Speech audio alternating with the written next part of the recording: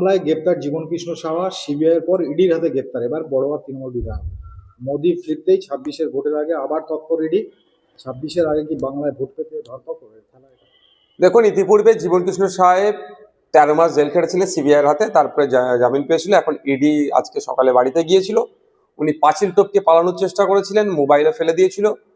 পাঁচিলের হাইট উঁচু হওয়ার কারণে হয়তো উনি টপকাতে পারেননি, ওনাকে ধরেছে, গ্রেফতার করেছে। তো আমি দাবি তুলেছি একটা, যে আমাদের দাবি মানতে হবে, পাঁচিলের হাইট কমাতে হবে রাজ্য সরকারকে। তাছাড়া এগুলো কষ্ট পাচ্ছে, কারণ দুর্নীতির টাকায় তো খেয়ে শরীর স্বাস্থ্য ভালো বানিয়ে ফেলেছে, টপকে পালাতে পারছে না, বারবার অকৃতকার্য হয়ে যাচ্ছে টপকানোর ক্ষেত্রে। তো এখন ব্যাপারটা হচ্ছে, হঠাৎ এত তৎপর হয়ে উঠছে কেন ইডি বা কেন্দ্রীয় এজেন্সি? আমাদের একটা সন্দেহ হচ্ছে, নতুন করে বিজেমূলের বাইনারি তৈরি হচ্ছে না তো? যে বিজেপি তৃণমূলের যে বাইনারিটা আমরা ক্রমশ ভাঙতে পেরেছিলাম, মানুষ বুঝতে পেরেছিল যে কিভাবে আমাদের বাড়ির মেয়ে তিলোত্তমাকে খুন করার পরে সিবিআই কেসটা হাতে নেওয়ার পরেও যেন একটা ঝিমিয়ে চলছিল। যথাসময়ে চার্জশিট না দেওয়ার ফলে জামিন পেয়ে গেল সন্দীপ ঘোষেরা। এই সমস্ত বিষয়গুলো আমাদেরকে ভাবছিল। তো নতুন করে জীবনকৃষ্ণ সাহেবকে ধরাতে একদিকে যেমন পজিটিভ দিক, যারা দুর্নীতি করেছে দ্রুত ধরুক, সাথে সাথে আমাদের একটা, কারণ গোলপুরা গরু সিগুদুরে মেঘ দেখলে তো একটু আতঙ্কিত হয়। তো আবার নতুন করে বাইনারি তৈরির চেষ্টা হচ্ছে না তো?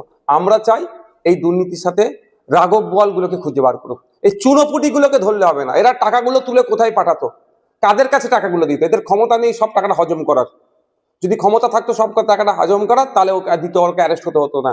কিন্তু যারা হজম করে নিল, যাদের কাছে টাকাটা তুলে পাঠাতো, অর্থাৎ দুর্নীতি করতো, দুর্নীতির টাকাটা পাঠাতো, তাদেরকে খুঁজে বার করার। সেই রাঘব বোয়ালগুলোকে ধরা হোক, ধরে তাদেরকে জেলের মধ্যে রাখা হোক। শিক্ষা একটা পুরো প্রজন্মকে শেষ করে দিয়েছে দুর্নীতির কারণে। আজকে উচ্চশিক্ষায় শিক্ষিত হতে মানুষের অনীহা।